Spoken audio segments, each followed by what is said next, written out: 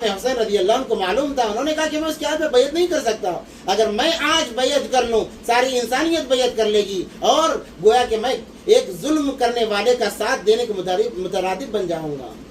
امام حسین رضی اللہ تعالی نے بیعت سے انکار کیا، صرف کربلا کا واقعہ پیش آیا بیعت کے انکار کی وجہ سے۔ اور بیعت کی انکار کیوں؟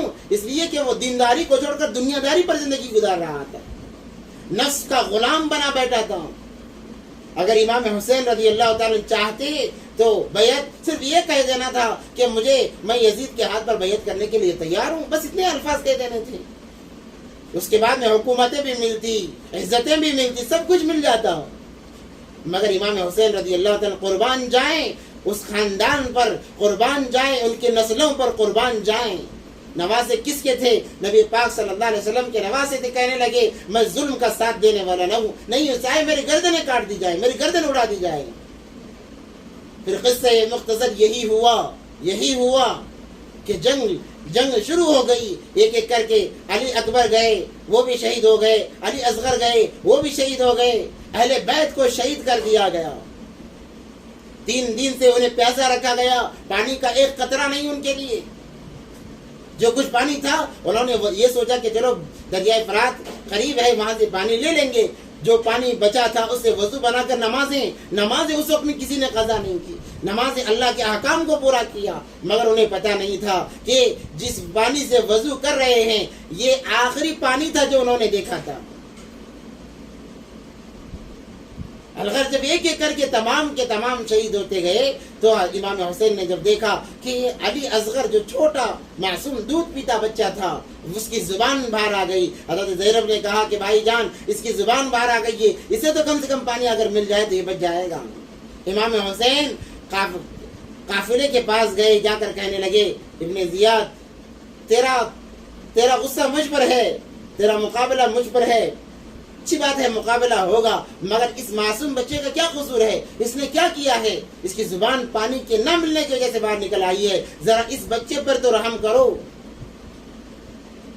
بات چیت چل رہی تھی کہ ایک تیر آیا اور علی اصغر کے علق کے آر پار ہو گیا۔ امام حسین رضی اللہ تعالیٰ اس چھوٹے معصوم شہید کو لاتے ہیں اور لا کر عورتوں کے حوالے کرتے ہیں۔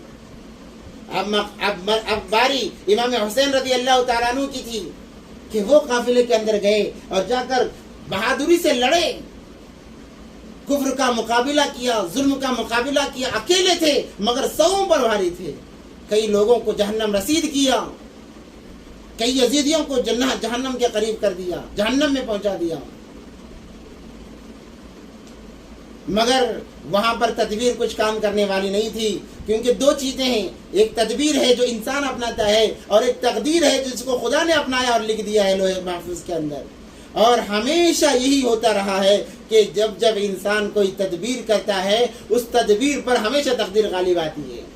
یہاں پر بھی ویسے ہی ہوا کہ اس تدبیر پر تقدیر غالب آ گئی۔ جمعے کا دن تھا، لڑ رہے ہیں، جب نماز کا وقت آیا کہنے لگے امام حسین اے مکارو تمہیں ایک تو ترس نہیں آ رہا کہ تم کس سے مقابلہ کر رہے ہو؟ میں آل رسول ہوں، نبی پاک صلی اللہ علیہ وسلم کی خاندان سے ہوں، ان کا نواسا ہوں، مگر تم میری بات کو کیا سمجھو گے؟ میرے نانا نے مجھے سینے سے لگا کے پالا ہے، میرے نانا مجھے سب سے زیادہ محبت کیا کرتے تھے، مگر کوئی واسطہ انہیں کام نہیں آیا۔ الغرض انہوں نے کہا کہ اب نماز کا تمام لوگ مسجدوں کے اندر ممبروں پر خطبے دے رہے ہیں، نماز کا وقت ہو چلا ہے، مجھے اتنی اجازت دی جائے، اتنی مہلت دی جائے کہ میں 2 رکعت نماز پڑھ سکوں، میں نماز پڑھ سکوں، نماز کو ادا کر سکوں، مجھے اتنا موقع دیا جائے۔ مگر ان کمبختوں نے اس کی بھی مہلت نہیں دی، کہنے لگے کہ ہم اس تمام چیزوں کو ماننے والے نہیں ہیں۔ امام حسین نے کہا کہ تم ماننے والے نہیں ہو تو میں نماز کو چھوڑنے والا بھی نہیں ہوں۔ یہ کہہ کر رکعت باندھ لی، نیت باندھ لی اور نماز ادا کرنے کے لیے سجدے میں جیسے ہی گئے، ابن زیاد آیا اور آ کر حضرت امام حسین کا اس نے سر قلم کر دیا، سر کو دھڑ سے الگ کر دیا سجدے کی حالت میں۔ یہ سبق تھا میرے لیے، آپ کے لیے، تمام انسانیت کے لیے کہ میدان کارزار کے اندر تلواروں کے سائے تلے نماز فرض ادا کی جا رہی ہے. اللہ اکبر کبیرہ. آج ہمیں پنکھوں کے تلے نماز ادا کرنے کی توفیق نہیں مل رہی ہے, چھت تلے نماز ادا کرنے کی توفیق نہیں مل رہی ہے. مگر جب یہ محرم کا دن آتا ہے, یوم عاشورہ کا دن آتا ہے, ہم کہتے ہیں کہ امام حسین کے ساتھ ناانصافی ہوئی ہے. اس کے بعد میں ہم کیا کرتے ہیں؟ ارے انہوں نے تو سینے میں خنجر بھوکا ہے, ہم پیچھے خنجر بھوک رہے ہیں. یہ رواج چل پڑا ہے.